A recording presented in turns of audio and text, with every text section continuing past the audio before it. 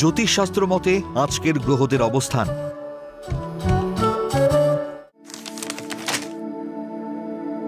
চন্দ্র অবস্থান করবে মীন রাশিতে উত্তর ভাদ্রপদ নক্ষত্রে। একই স্থানে বক্রী শনি অবস্থান করবে উত্তর ভাদ্রপদ নক্ষত্রে।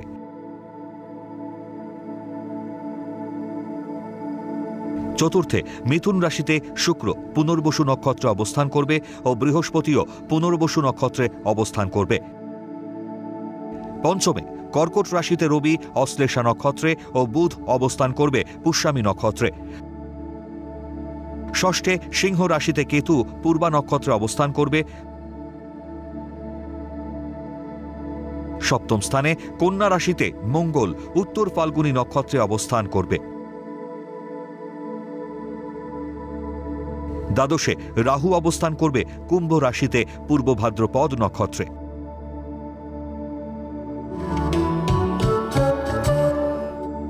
আজকের দিনে জন্মগ্রহণ করলে রাশি মীন,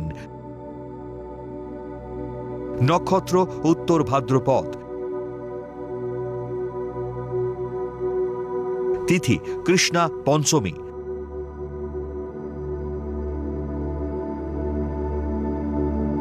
গণ নর।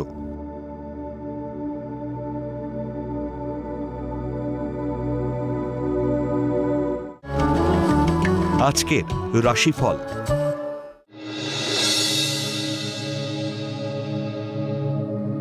মেষ রাশি, বাক সংযমের অভাবে পারিবারিক বা ব্যবসায়িক সম্পর্ক নষ্ট হবে। দাম্পত্য জীবনেও সমস্যা দেখা দিতে পারে। প্রসাধনী ও বিলাসবহুল দ্রব্যের ব্যবসায় অধিক আয়ের সুযোগ আসবে। প্রেম প্রণয় বা দাম্পত্য জীবনে বাক বিতণ্ডা হতে পারে।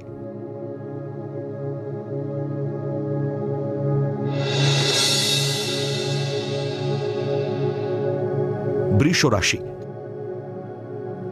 দীর্ঘদিনের আটকে থাকা পদোন্নতির সুযোগ আসবে। আবেগে ভেসে শুভ সুযোগ নষ্ট করা উচিত হবে না।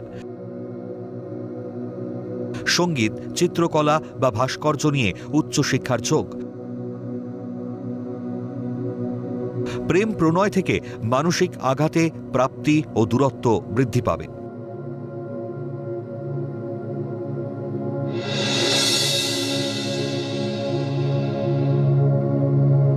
মিথুন রাশি, পারিবারিক সম্পত্তি বিবাদে মানসিক শান্তি বিঘ্নিত হবে। হতাশ না হয়ে নতুন কর্মোদ্যমে কাজ শুরু করুন। তরল দ্রব্য ও জলসম্পদের ব্যবসায় অধিক লাভের যোগ।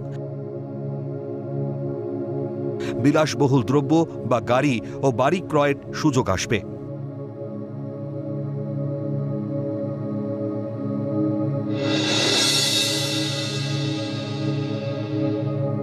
কর্কট রাশি,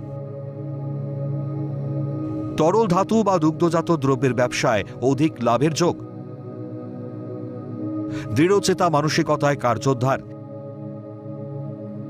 শিল্পী, কলাকুশলী ও অভিনেতারা কর্মের সন্ধান পাবেন। অবৈধ আয়ের হাতছানি পাবেন, নিজেকে দূরে সরিয়ে রাখুন।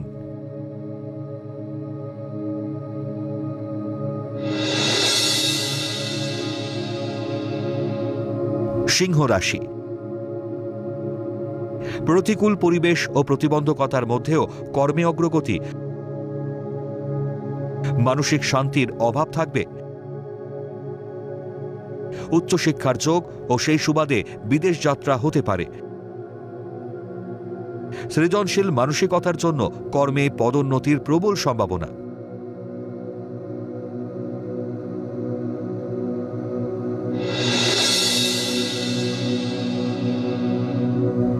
কন্যা রাশি, বেপরোয়া উগ্র মানসিকতা ও জেদে কর্মহানির যোগ। বন্ধু ও শুভানুধ্যায়ীদের সহযোগিতায় সমস্যা থেকে মুক্তি। প্রেম প্রণয় বা দাম্পত্য জীবনে জটিলতা কেটে যাবে ও পারিবারিক শান্তি ফিরবে। কর্মস্থলে জটিলতাও কেটে শান্তি বিরাজ করবে।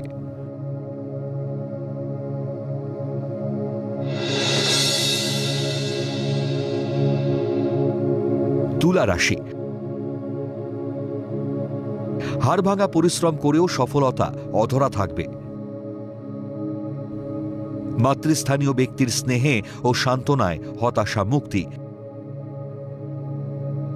ভুলেও সহকর্মী বা প্রতিবেশীর সাথে ঝামেলায় জড়াবেন না। প্রমোটার বা জমি কারবারিদের ব্যবসায় অধিক আয়ের যোগ।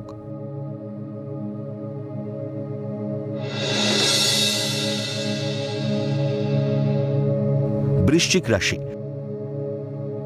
প্রমোটার, ডেভেলপার বা ইমারতি দ্রব্যের ব্যবসায় লগ্নি লাভদায়ক। জমি বাড়ি ক্রয়ের সুবর্ণ সুযোগ আসবে। কম্পিউটার প্রকৌশলীদের দীর্ঘদিনের আশা পূরণের যোগ। কর্মক্ষেত্রে পদোন্নতি ও আয় বৃদ্ধির সঙ্গে সুনাম বৃদ্ধির যোগ।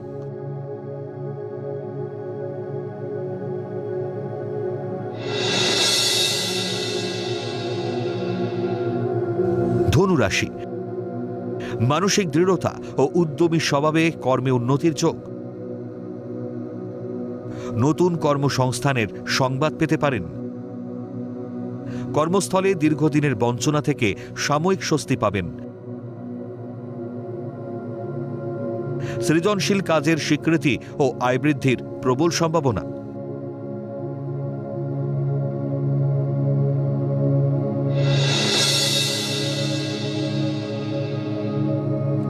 মকর রাশি, দীর্ঘদিন ধরে চলা জায়গা জমির সমস্যার সমাধান হতে পারে। রাজস্ব বিভাগ ও পুলিশ প্রশাসকদের শুভ সময়। উচ্চশিক্ষা ও গবেষণার সুবাদে ভাগ্যোন্নতি ও দূর ভ্রমণের যোগ। কর্মে উন্নতি হলেও মানসিক শান্তির অভাব বোধ করবেন।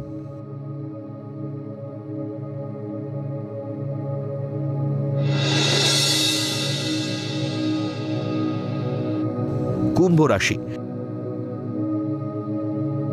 কারণ ছাড়াই মেজাজ বিগড়ে যেতে পারে। আয়ভাব শুভ হলেও ক্রোধী মানসিকতায় শ্রম পণ্ড হতে পারে। গুরুত্বপূর্ণ কাজের সিদ্ধান্ত আজই নিন ও কাজটি শেষ করুন। বিয়ের প্রস্তুতি শেষ মুহূর্তে ভেঙে যাওয়ায় মানসিক যন্ত্রণা হবে।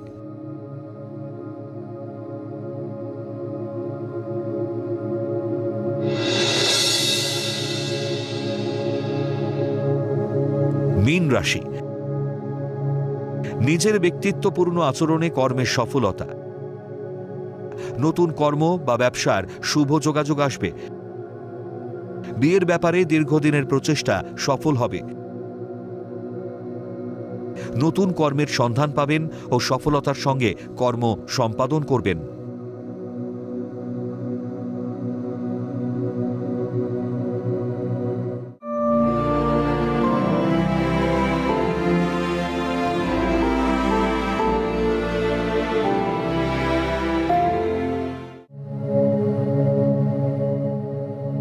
বিষ্ণুর শেষ নাগের অবতারকে।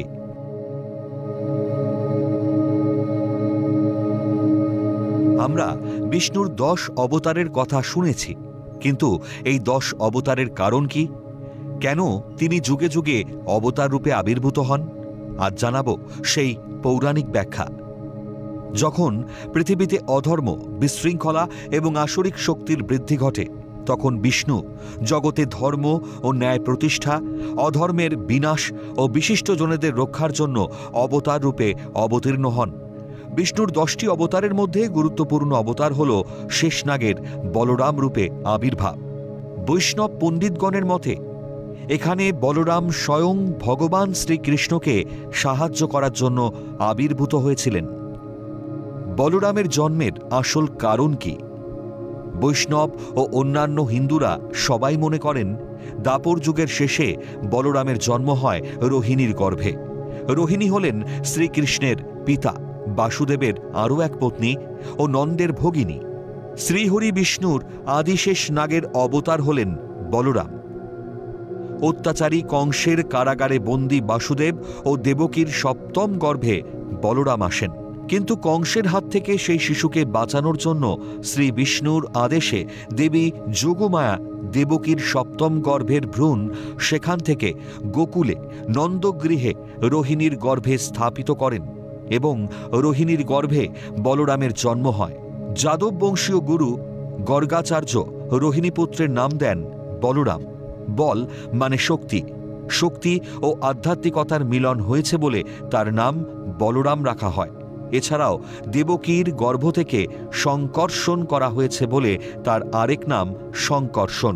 এছাড়াও তাকে হলধর বলা হয়। বলরাম হলেন শ্রী বিষ্ণুর শেষনাগের অবতার। তিনি কৃষ্ণের জ্যেষ্ঠ ভ্রাতা এবং বৈষ্ণব ধর্মে গুরুত্বপূর্ণ স্থান অধিকার করেন।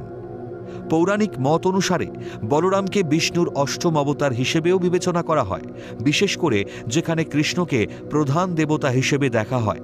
তবে সাধারণভাবে তিনি শেষনাগের অবতার হিসেবেই বেশি পরিচিত। বলরামের বিবাহ কিভাবে হল? মহারাজা রেবতের পুত্র মহারাজা কাকুদমি যজ্ঞ করে এক গুণবতী সুলক্ষণা কন্যা সন্তান লাভ করেন। নাম তার রেবতী। সেই কন্যার বিবাহ নিয়ে চিন্তিত হয়ে তিনি ব্রহ্মার নিকট যান। ব্রহ্মা জানান যে দাপরে ভগবান কৃষ্ণের সাথে শেষনাগ বলরামও অবতার ধারণ করেছেন এবং তিনি কাকুদমি কন্যা রেবতীর উপযুক্ত। রাজা ব্রহ্মার কাছ থেকে বিদায় নিয়ে দ্বারকায় উপস্থিত হন এবং বলরামের সহিত রেবতীর বিবাহ দেন। বলরাম হলেন একজন হিন্দু দেবতা এবং শ্রীকৃষ্ণের জ্যেষ্ঠ ভ্রাতা। তিনি বলদেব, বলভদ্র ও হলায়ুত নামেও পরিচিত। তিনি জগন্নাথ ঐতিহ্যে বিশেষভাবে উল্লেখযোগ্য ত্রয়ী দেবতার একজন। বৈষ্ণবরা বলরামকে বিষ্ণুর অবতার জ্ঞানে পূজা করেন। ভগবত পুরাণের অবতার পট তালিকাতেও তার নাম আছে। বলরামকে লাঙল এবং গদা হাতে দেখা যায়, যে তার কৃষি দেবতা এবং যোদ্ধা উভয় ভূমিকাই নির্দেশ করে। কেননা বলরাম পৃথিবীকে উর্বর শস্য শ্যামলা করে তোলার দায়িত্বভার নিজের কাঁধে তুলে নিয়েছিলেন। বলরাম হলেন ভারতীয় ইতিহাসের মহাকাব্য যুগের একজন বিশিষ্ট দেবতা, যা প্রত্নতাত্ত্বিক এবং মুদ্রাগত প্রমাণ দ্বারা প্রমাণিত। তার মূর্তিতে বহুমুখী নাগ, একটি লাঙল এবং জল দেওয়ার পাত্রের মতো অন্যান্য কৃষি শিল্পকর্মের চিত্র দেখা যায়, যা সম্ভবত কৃষিকাজ ও সংস্কৃতির ব্যুৎপত্তি নির্দেশ করে।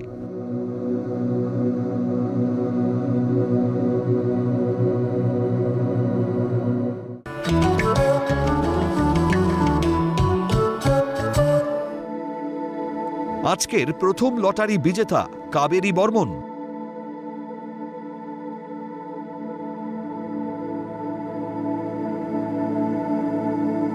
জন্ম তারিখ 27/1/1995।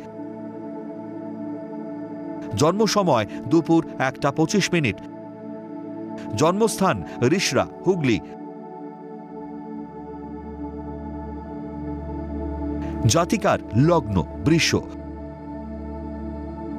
রাশি বৃশ্চিক, নক্ষত্র জ্যেষ্ঠ, গণ দেবারি।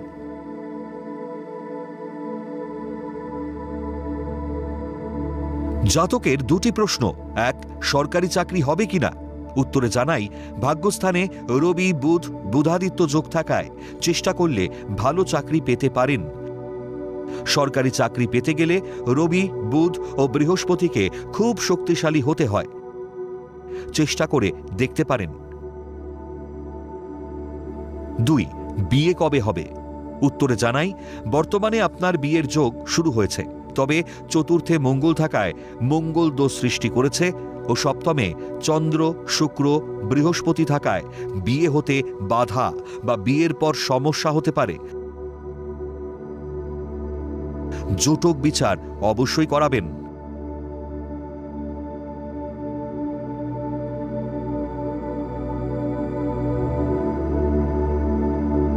আজকের দ্বিতীয় লটারি বিজেতা অভিজিৎ সাহা অন্ত।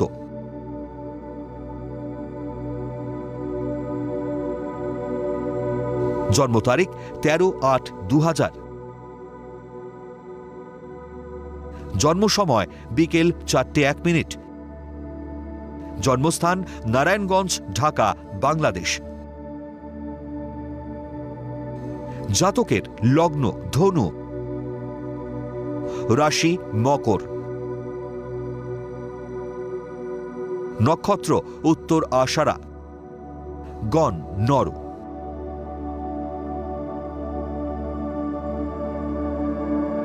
শুরুতেই জানাই জন্মদিনের প্রীতি ও শুভেচ্ছা। আজকের দিনটি ভালো কাটুক। লগ্নের দ্বিতীয়াতে চন্দ্র কেতু অবস্থান করায় মানসিকভাবে আপনি ভীষণ চিন্তাগ্রস্ত থাকবেন। ষষ্ঠে শনি ও বৃহস্পতি থাকায় জন্মস্থান থেকে দূরে ভাগ্যোন্নতির যোগ। অষ্টমে একাধিক গ্রহ রবি, বুধ, মঙ্গল, রাহু থাকায় পিতার শরীর ভালো যাবে না।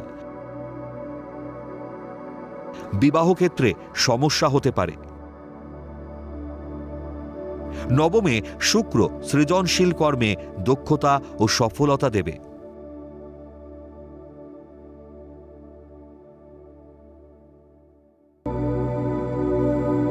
আপনারা যারা ভাগ্য জানতে চান তারা নাম, ইংরেজি জন্ম তারিখ, জন্ম সময় ও জন্মস্থান পাঠিয়ে দিন 9051112531 এই হোয়াটসঅ্যাপ নাম্বারে।